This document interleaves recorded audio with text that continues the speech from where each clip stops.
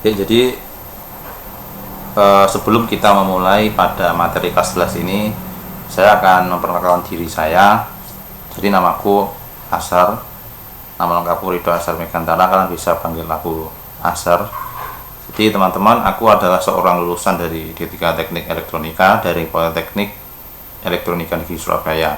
Dan backgroundku sebelumnya, aku memiliki pengalaman mengajar selama hampir lebih dari setahun di bidang matematika terutama, dan juga di bidang engineering field. Sebelumnya aku bekerja di sebuah perusahaan swasta di Surabaya dan juga di Semarang selama lebih dari 3 tahun. Dan di sela-sela pekerjaanku itu, selama aku kuliah hingga aku kerja, aku masih mengajar. Jadi aku sendiri sangat suka mengajar, dan aku rasa memang mengajar adalah passionku waktu itu. Dan ketika aku kuliah di semester akhir waktu itu, saat tahun 2020 ketika COVID, aku berhenti tidak mengajar, dan pada akhirnya aku kehilangan pekerjaanku menjadi seorang pengajar di bidang matematika terutama. Dan aku memiliki track record. Jadi dulu selama aku sekolah, saat aku SD, SMP, dan SMA, aku selalu ikut olimpiade matematika waktu selama aku sekolah dari SD maupun sampai SMA. Dan itu yang membuat aku merasa percaya diri untuk mengajar sesuai dengan passion yang aku miliki. Dan saat ini pun aku juga mengajar, tapi di bidang engineering juga, seperti elektronika dan juga pemrograman, seperti itu. Nah, pada hari ini, pada pertemuan kali ini, aku akan jelasin ke kalian materi mengenai kelas 11 SMA, IPA maupun IPS. Nah, jadi di sini, di mind map ini, materi kelas 11, kalian akan mempelajari matematika wajib dan juga matematika lanjutan. Nah, di matematika wajib ini, apa sih yang akan kalian dapat? Nah, itu meliputi cukup banyak polinomial, terus operasi matriks, ada juga transformasi geometri, terus ada matriks juga, statistika. Jadi ada 5 bab selama setahun di matematika wajib. Nah, di matematika lanjutan itu ada komposisi fungsi dan fungsi inverse, ada lingkaran, ada fungsi trigonometri, ada aturan sinus dan kosinus, terus ada fungsi dan modelnya, dan juga ada vektor gitu. Nah, ini di semester 1. Apa aja sih yang akan kalian dapat di semester 1 ini? Nah, ini yang akan kalian dapat di semester 1. Jadi selama kalian di semester 1, kalau kalian jurusan IPA, itu kalian akan mendapatkan matematika peminatan dan juga matematika wajib. Di matematika peminatan ini, kalian akan dapatin 2 bab, yakni komposisi fungsi dan fungsi inverse, dan juga lingkaran.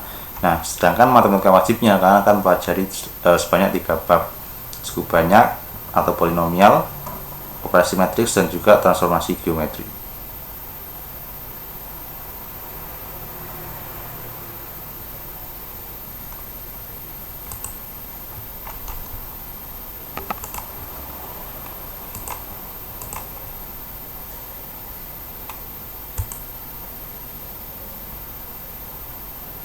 Nah,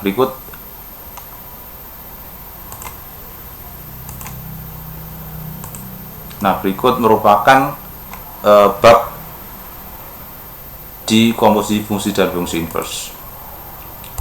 Nah, di fungsi ini kalian akan mempelajari mengenai pengertian fungsi, domain, kodomain, dan juga range fungsi. Terus kemudian ada jenis-jenis fungsi, injektif, surjektif, dan bijektif.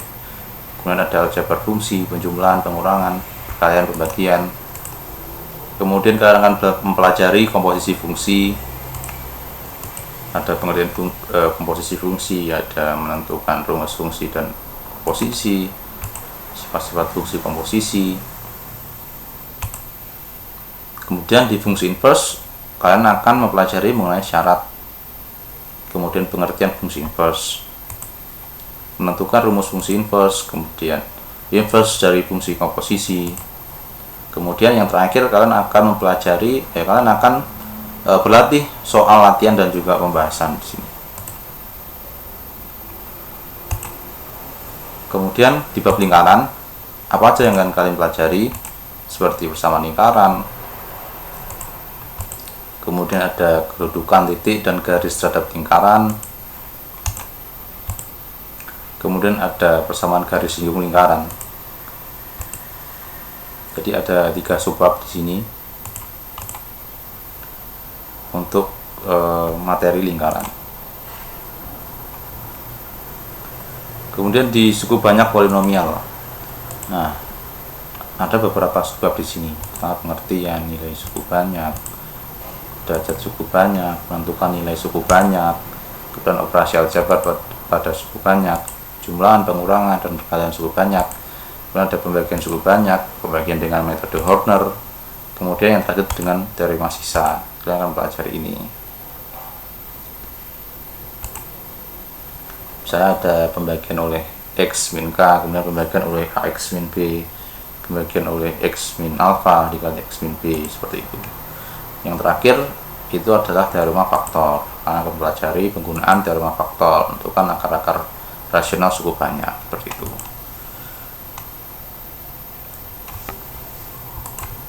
Terus ini di operasi matriks itu ada konsep dasar matriks, terus ordo, ada jenis matriks, transpose matriks, samaan dua matriks, operasi matriks, dan penjumlahan dan penurunan matriks, perkalian skala dan matriks, kemudian ada perkalian matriks dengan matriks. Kemudian di subbab determinan dan inverse matriks sekarang pelajari determinan matriks ordo 2x2, kemudian ada 3x3, kemudian ada sifat-sifat determinan, kemudian ada juga inverse matrix ordo 2x2, dan yang terakhir kalian akan pelajari subbab mengenai penyelesaian sistem persamaan linear. Nah, di sini kalian akan berlatih mengenai penyelesaian dari SPL dengan metode matrix inverse, kemudian menyelesaikan SPL sistem persamaan linear dengan metode Cramer atau determinan, seperti itu.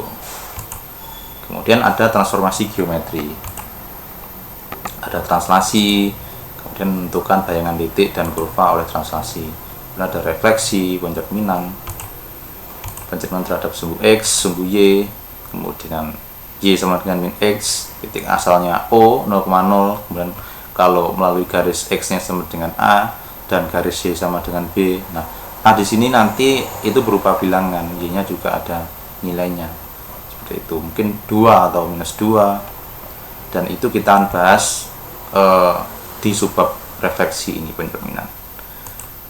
Jadi aku akan jelasin kalian setiap jenis soal yang akan kalian temui di setiap subbabnya. Ada dilatasi, perkalian, terus dilatasi dengan pusat P, AB, kemudian ada transformasi dengan matriks, komposisi 2, transformasi atau lebih. Nah, di semester 2 kan apa sih yang akan kalian pelajari di sini? Di sini ada 6 bab. Jadi 2 bab di matematika wajib dan juga 4 bab di matematika peminatan. Nah, di matematika wajib kalian akan mempelajari 2 bab ini, matriks dan statistika, selama 6 bulan. Sedangkan di matematika peminatan kalian akan mempelajari sebanyak 4 bab, meliputi fungsi trigonometri, aturan sinus dan kosinus, fungsi dan pemodelannya, dan juga vektor. Mungkin beberapa dari sekolah dengan kurikulum yang saat ini kita pakai, kurikulum Merdeka, yang seharusnya di bab semester 2 itu dirubah menjadi disampaikan di semester 1, seperti itu. Jadi kalian nggak harus mengikuti aturan dari setiap subbab, jadi setiap bab yang tertera di sini di semester 2. Namun kalian bisa mengakses setiap video pembelajaran ini melalui kanal yang sudah saya cantumkan di bawah, melalui link. dan kalian bisa mengakses setiap videonya, setiap babnya, seperti matriks, statistika, fungsi trigonometri, dan lain-lain. Bahkan kalian juga bisa mengakses setiap babnya mulai dari kelas 10, kelas 11, dan juga kelas 12. Nah, di matriks kalian akan mempelajari yang pertama konsep dasar matriksnya dulu. Ada pengertian, ordo, dan juga notasi matriks. Kemudian ada jenis-jenis matriks, persegi, baris, kolom, nol, identitas, transpose matriks, kesamaan dua matriks. Itu kalian akan pelajari di sini. Kemudian klasi matriks, apa aja sih klasi matriks itu? Ada penjumlahan, ada pengurahan matriks, kemudian ada perkiraan skala dan dengan matriks. Nah, ini juga nanti perkiraan matriks dengan matriks akan kalian pelajari dan akan aku jelasin mendetail, dan kalian bisa juga mengakses setiap soalnya, latihan soal. Jadi berbagai jenis tipe soal dan juga penyelesaiannya itu akan aku jelasin dan juga aku sertakan videonya di link yang sudah tertera di bawah kayak gitu. Terus ada aplikasi matriks. Nah, ini di bab statistika kalian akan mempelajari beberapa poin di sini. Ada penyajian data, ukuran di pemusatan data, kemudian nilai tengah. Nah, yang sering muncul ada ukuran letak data, kuartil, desil, persentil, ada ukuran penyebaran data juga, terus jangkauan, range, simpangan rata-rata, varian itu apa. Nah, nanti akan kalian pelajari di bab statistika. Namun statistika yang di sini itu masih basic ya. Jadi kalau kalian nanti habis lulus SMA terus kalian mau lanjutin kuliah di statistika, itu nanti akan kalian pelajari lebih mendalam. Jadi pengembangan dari statistika ketika kalian mempelajari saat kalian SMA seperti itu. Nah, di bab subbab yang fungsi trigonometri, di subbabnya ada pengertian sudutnya, kemudian nilai perbandingan trigonometri, identitas trigonometri, grafik fungsi trigonometri. Jadi ada 4 subbab. Setiap subbab ini akan aku kasih soal dan juga pembahasan sehingga kalian bisa mempelajari dengan mudah.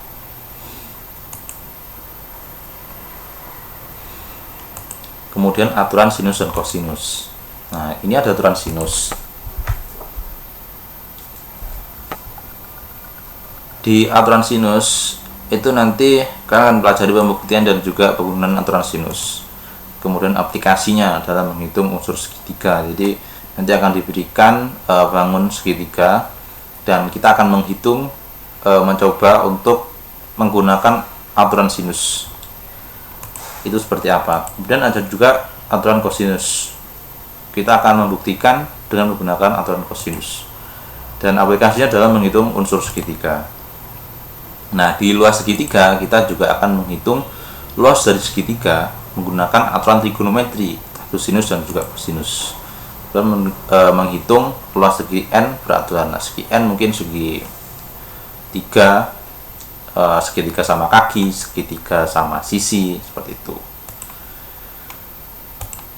Dan di fungsi kalian akan mempelajari beberapa subbab ya di sini, seperti konsep fungsi, ada fungsi linear dan modelnya, fungsi kuadrat dan modelnya, kemudian jenis-jenis dari fungsi, ada fungsi eksponen dan juga model pertumbuhan, fungsi logaritma dan juga model peluruan, fungsi rasional atau fungsi pecah. Dan di bab pemodelan matematika ini kita akan membuat fungsi dan juga pemodelannya, menerjemahkan masalah kontekstual ke dalam fungsi, kemudian mengevaluasi kesesuaian model fungsi dengan data, seperti itu. Kemudian di bab vektor, di bab 6 ini yang terakhir, kalian akan pelajari pertama konsep dasar. Jadi pengertian vektor, ada vektor skalar, ada dan juga penyajian vektor, ada komponen, kolom, baris, dan juga kombinasi linear. Kemudian panjang vektor atau modulus, kemudian ada juga operasi vektor. Jadi operasi vektor ini kalian akan mempelajari penjumlahan dan juga pengurangan, perkalian vektor dengan skalar, vektor posisi, dan vektor satuan, seperti itu. Perkalian dua vektor itu ada perkalian titik atau dot product, kemudian sifat-sifat perkalian titik, sudut antara dua vektor, kemudian ada proyeksi skala dan juga vektor ortogonal. Nah, apa sih sebenarnya proyeksi skala dan vektor ortogonal? Itu nanti akan aku jelasin secara mendetail, jadi kalian bisa melihat setiap videonya, kalian bisa tonton, dan juga kalian bisa kerjakan setiap soalnya. Di sana ada banyak soal latihan, aku jelasin semuanya mendetail, berbagai macam. Jadi ada soal untuk ulangan harian dengan level yang berbeda, seperti dengan tingkat kesulitan yang berbeda, dari level ulangan harian, dari level untuk TKA atau ujian nasional, dan juga level untuk masuk ke perguruan tinggi atau SBMPTN. Nah, semuanya akan kakak bahas di video mengenai setiap subbab dan bab dari vektor itu tadi. Kemudian ada vektor di bidang R2, R3 ini kalian akan pelajari koordinat vektor di ruang 3 dimensi, jarak, pembagian. Nah, sekarang kita akan memasuki mengenai bab trigonometri. Nah, sebelumnya kalian mungkin pernah mendengar bab ini sebelumnya, atau mungkin ini yang pertama kali waktu di SMP mengenai bab trigonometri. Jadi di trigonometri kalian harus memahami mengenai ukuran sudut dalam radian.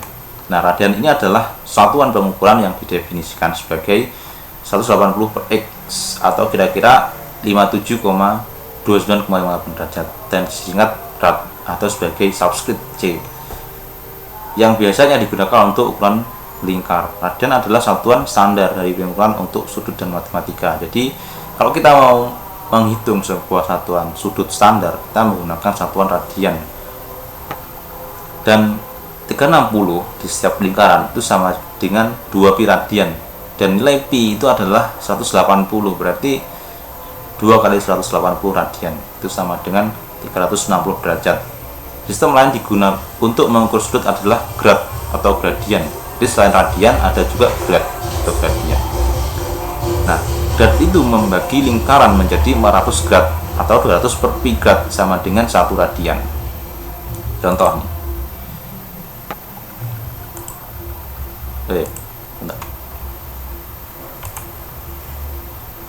Nah, ini kita akan membahas mengenai ukuran sudut dalam radian. Radian adalah satuan pengukuran yang didefinisikan sebagai panjang busur DC, ini ada busur DC, panjang busur ini per MD, jari-jari dari lingkaran yang kecil.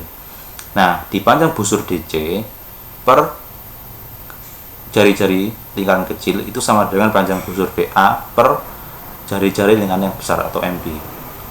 Dan panjang busur AB ini dibagi jari-jari MB itu sama dengan R per R atau jari-jari yang besar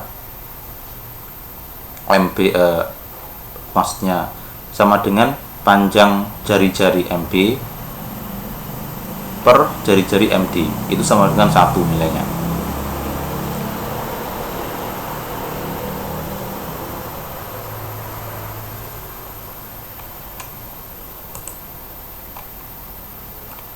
Nah, sekarang kita akan pelajari gimana sih mengubah ukuran sudut dari derajat ke radian dan sebaliknya. Misal nih, ada besar sudut BOA. Kita ketahui kalau BOA itu sudutnya sebesar 180 derajat.